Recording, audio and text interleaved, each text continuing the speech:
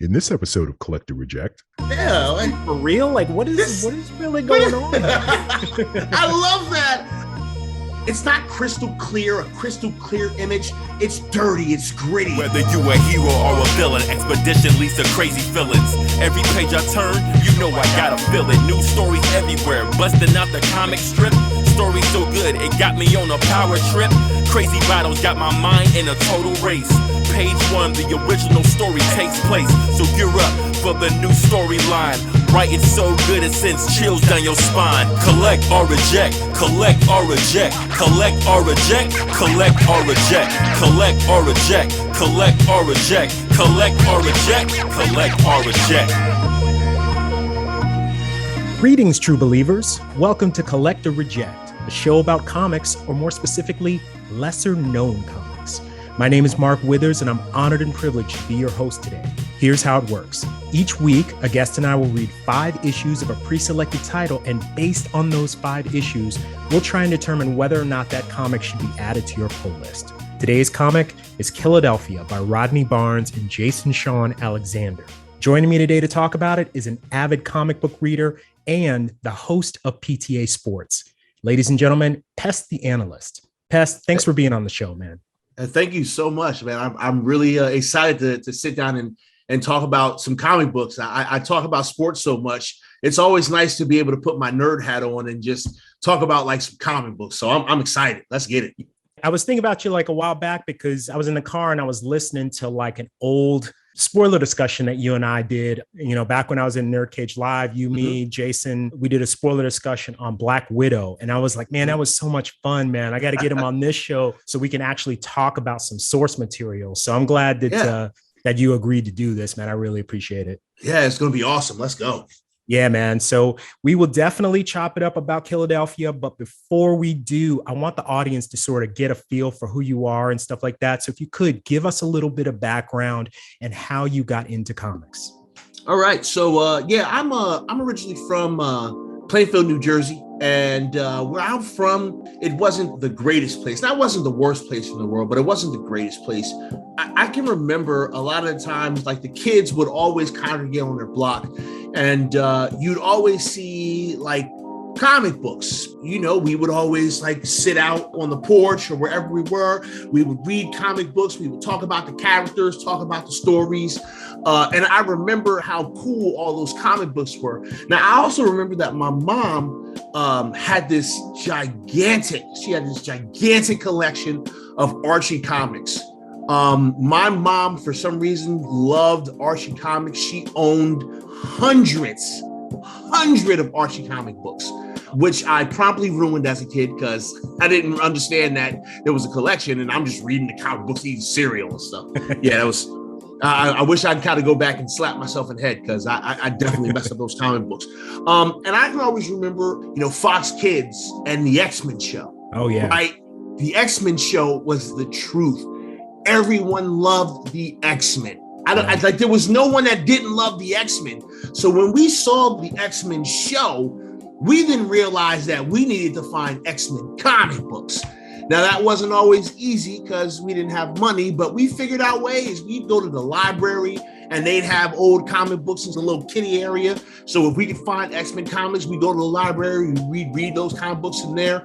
I can remember us reading Superman comic books in there, Batman comic books. So, comics were always a real big part of my life growing up. Mostly because of Saturday morning cartoons, right? But also because of the kids that I was around, when we'd be outside, we'd be looking at comic books. Comic books are sports. That's all the little boys was doing when we was outside. Right. Comic books are sports.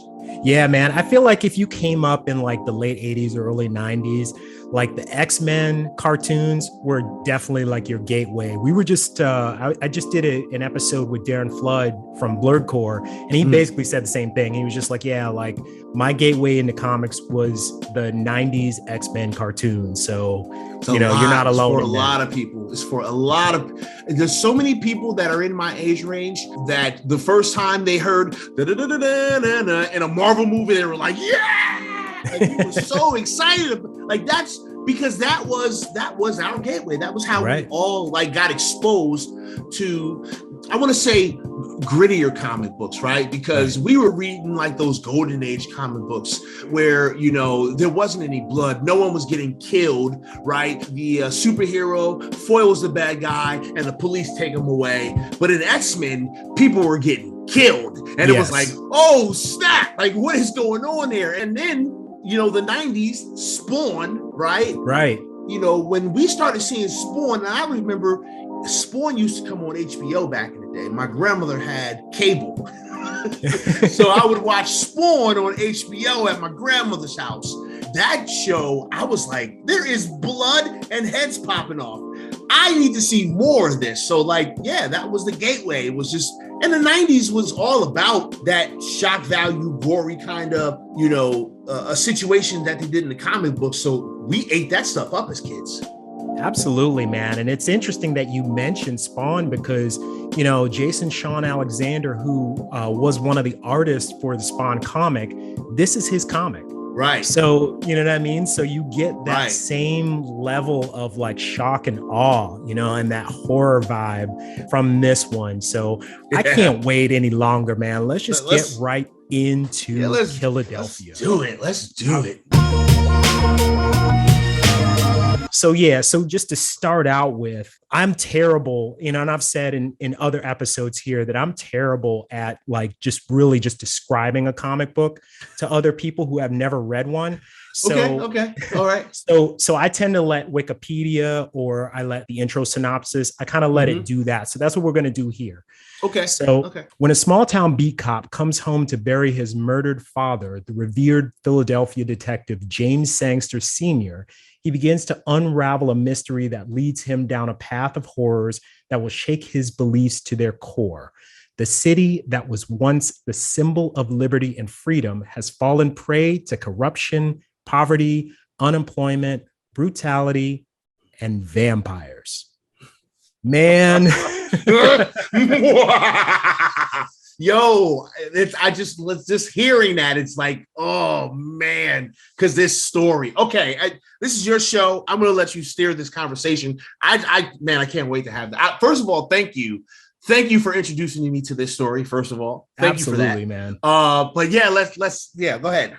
So here's the thing, right? As great of a description as that is, it leaves out an important detail. And these vampires are actually led by, believe it or not, the second president of the United States, John Adams. Yes. Now, I think it was kind of smart on the part of Image to kind of leave that out and let you kind of discover that on your own. Because if you read that as part of a description of a comic book, at least for me, I'd be like, that's kind of weird. It's like, I don't know if I want to read that, you know, like, but they actually execute this brilliantly and they make the whole thing make sense and do it in a way that speaks to not only the problems of the past of his era, but the ongoing problems of our own. The entire like vampire diaspora within the comic book, in my view, is a big metaphor for the cultural tensions that are existing in the country today.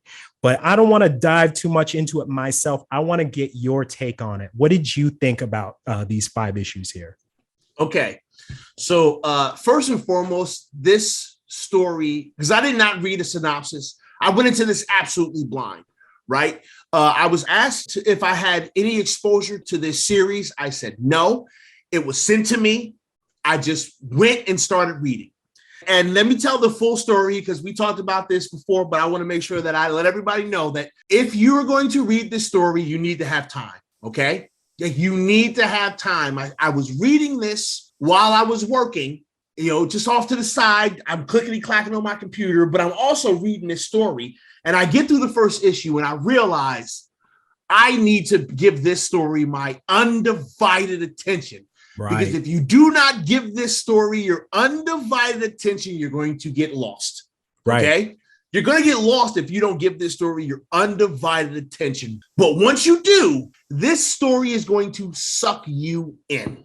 It's going to suck you in and it's not going to let go. It's calling me right now as I'm talking about it. This story, in my opinion, is so smart. Because first of all, the leader of the vampires was definitely a, excuse me, moment for me. And the craziest part, without spoiling it, is like the comic kind of tells you that in the first issue. It like lets you know. It lets you know who the main villain is off top. So the fact that he said that is not like this is an issue 25 where you find this out. No, you find this out right off the bat. Like, listen, this is what it is. This is what's going on. It's crazy.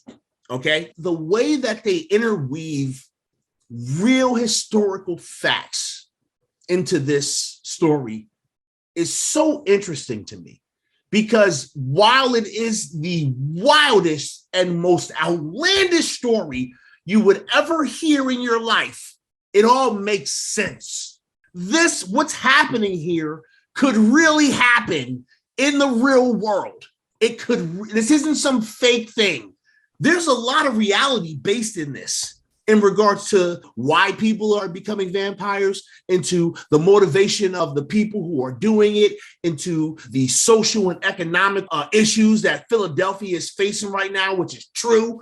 You know what I'm saying? You got a little bit of corrupt government in there, sprinkled up in there, and the government might be a little corrupt in real life. You know, so there's a lot of real life that's into this story. And my goodness, is it such an easy read. It's an easy read, but it's a difficult read if you ain't paying attention, because you'll miss something and go, wait, what? Because that happened to me. It happened to me. I had to go back and go, wait. Why did that just happen? This is some amazing work. This is some amazing work that I don't understand why it's not being talked about more. Like, this is an amazing piece of work, y'all. And we're already kind of answering the question of whether you should get this or you shouldn't get this. You know, man, we're already answering that question because you should. Right. This story is amazing. How much are we actually talking about in the story? Are we actually getting down to some we can break some things down. Okay, cool. Because I was really hoping that I can do that. President Adams, his motivation. Let's start there. I love this man's motivation. I love it because it's petty.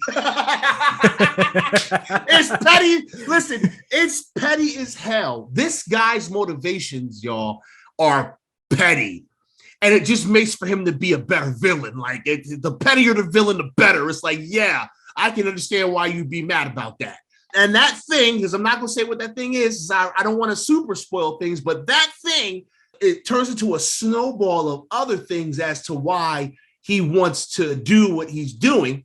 And it's crazy because there's a character here that I relate to very heavily, because when things don't make sense, I ask questions. Right. You must be talking about Seesaw in this. Yes. Yeah. Yeah. When things don't make sense, I ask questions. And this dude is like, excuse me. This doesn't make sense. Wait, why are we doing this? This is stupid. We should be doing this other thing over here. Why are we doing? Listen, Seesaw, I totally can relate to Seesaw, because that would be me. I'd be the guy that's like, all right, listen, man, I rock with your goal here, but why are we doing it like this? Right. And that's basically what he's saying. He's like, hey, yo, why are we doing it like this? Because, like, this is the opposite of what we were supposed to be doing. You know, like the writing in this is just so brilliant. You know what I mean? Because, like you said, you have characters in here that in the beginning of the comic are grateful to Adams for turning them and sort of giving them powers. And then by issue number 4, issue number 5, they're starting to like rethink, like, yeah, like, for real? Like, what is really going on? I love that. I love when that happens. I love when, like, because the villain is petty, right? And he's not thinking about the big picture, but he's thinking about a big picture. Right. And his underlings, like, you ever watch a movie and the lead, villain is just an idiot, but his followers follow him blindly for no reason. And you're like, but you guys can see how stupid this plan is. Why y'all doing it? Right. That is actually acknowledged here. I love, because it's so smart, because that's what happens in real life. Right. You pledge allegiance to something, and then eventually you're going to say, wait a minute. Why are we doing it like this, though? Weren't we supposed to be accomplishing this goal, but now we're doing this other thing over here? These don't correlate. Why are we doing this? That's what happens. And I think that's very smart. I think it shows a lot of growth in these characters. in a very short amount of time, by the way. Like it doesn't take very long for us to realize that some people got questions. Now, they've had questions for hundreds of years, but it didn't take us 100 years to figure out why they got questions. Right. I love that. Like, it's so smart and it's so well done.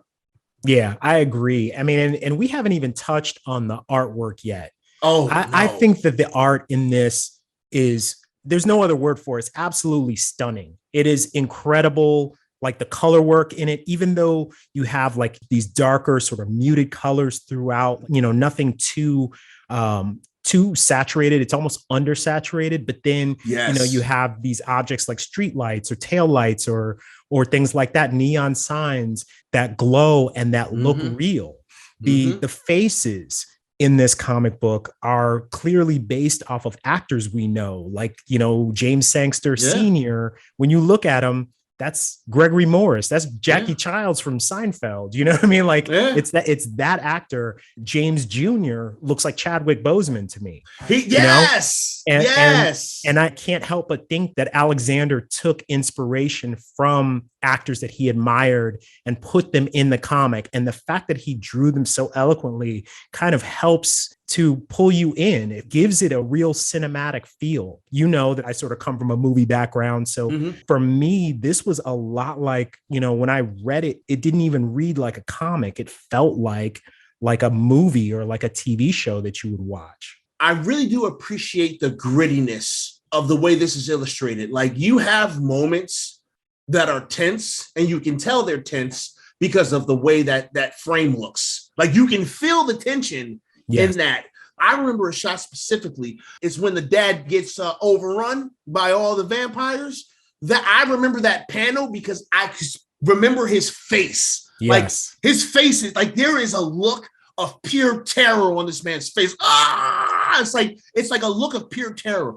It's not a crystal clear image. It's dirty, it's gritty, it's dark. It feels like the setting. And I really like that. There's one thing I didn't like. I had an issue with immediately.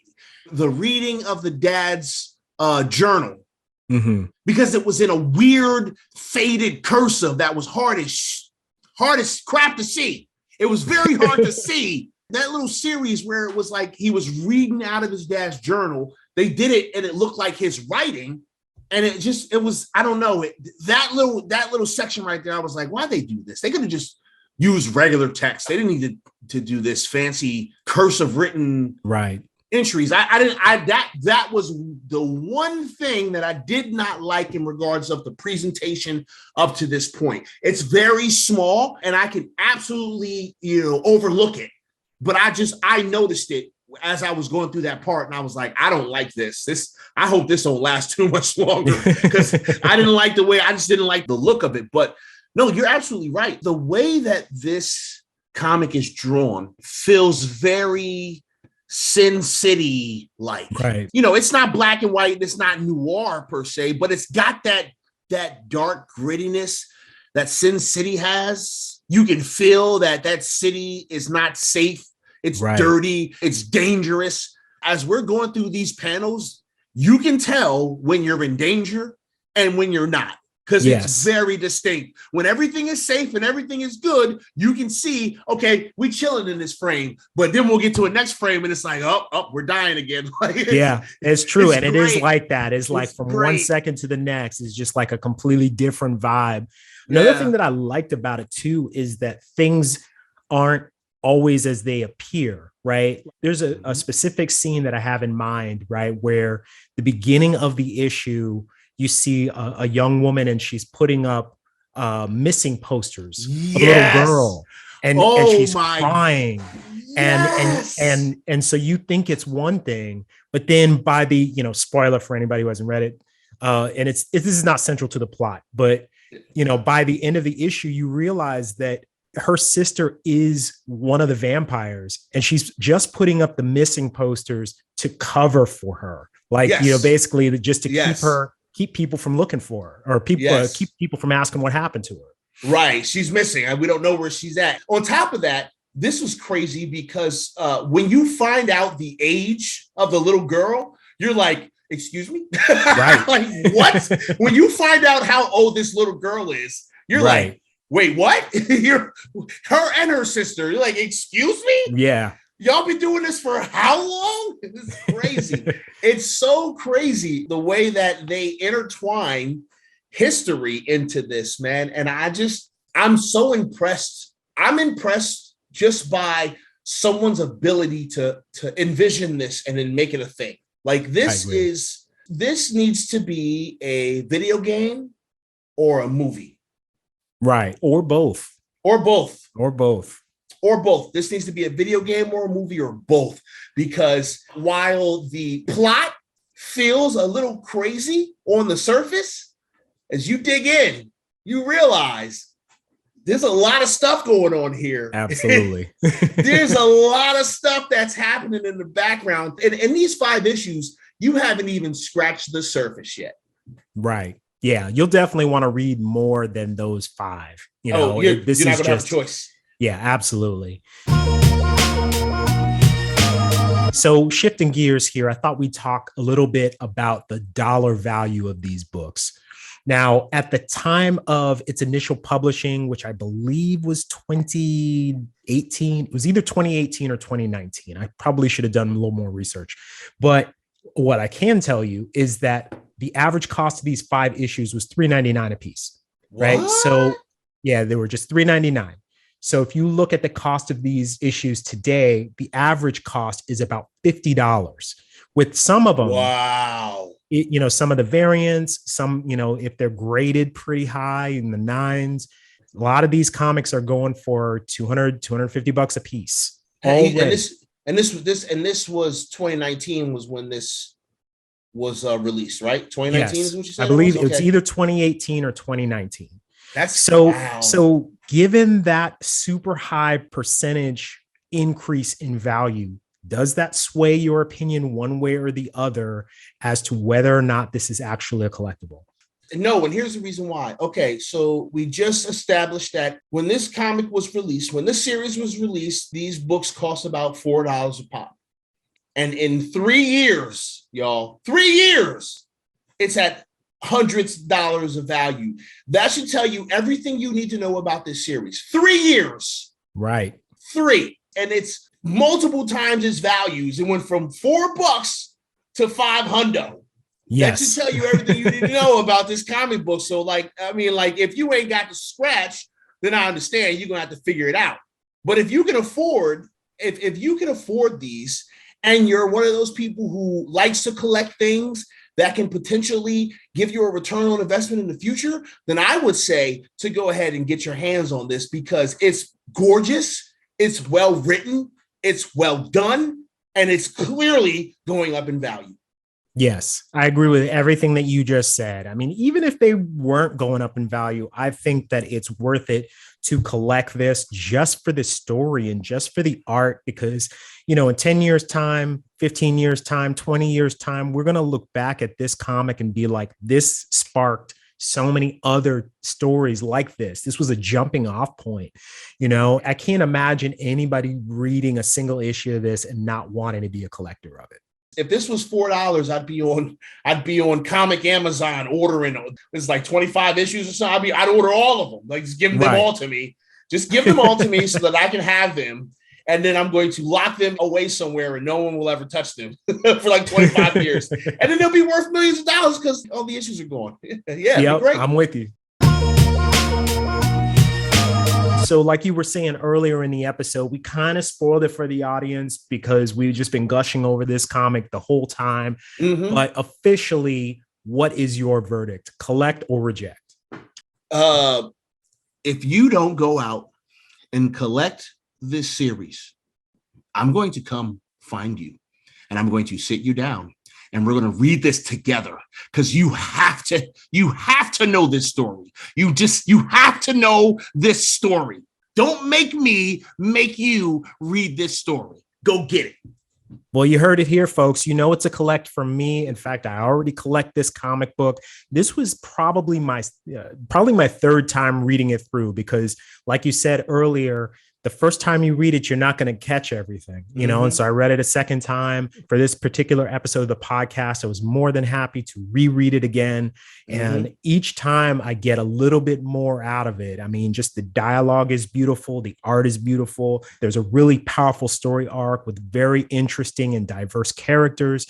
Everything about this is a perfectly crafted piece of art. And the dad, first of all, they got these folks' names incorrect, okay? I believe it's Spankster. Is it Spankster, their last name? Sangster. And it should just be Gangster, okay? The dad is one of my favorite parts of this story. This dude is just a gangster, and he don't care. Okay, he is unapologetically a gangster, and I love it. I love it.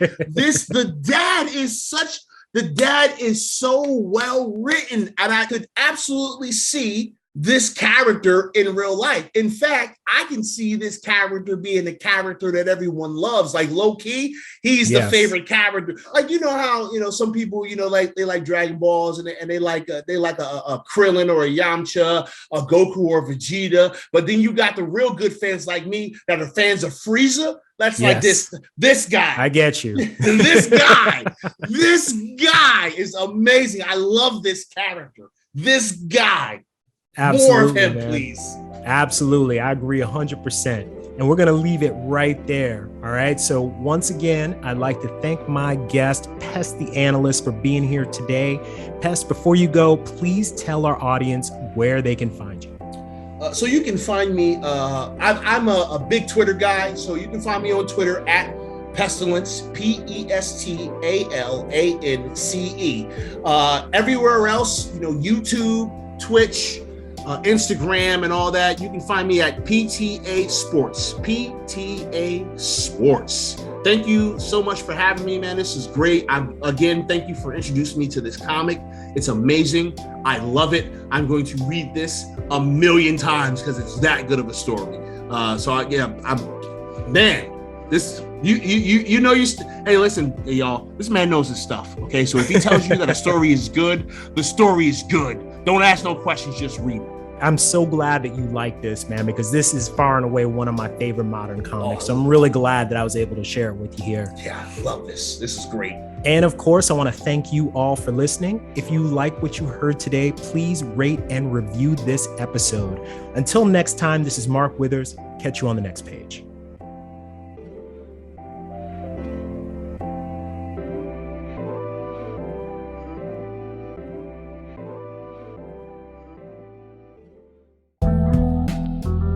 Collect or Reject is a production of Press Play Media in association with Von Keith Sounds. This episode was produced and edited by Mark Withers, music by Keith Sewell. Killadelphia created by Rodney Barnes for Image Comics. For more information on this and other episodes, visit us at collectorreject.com.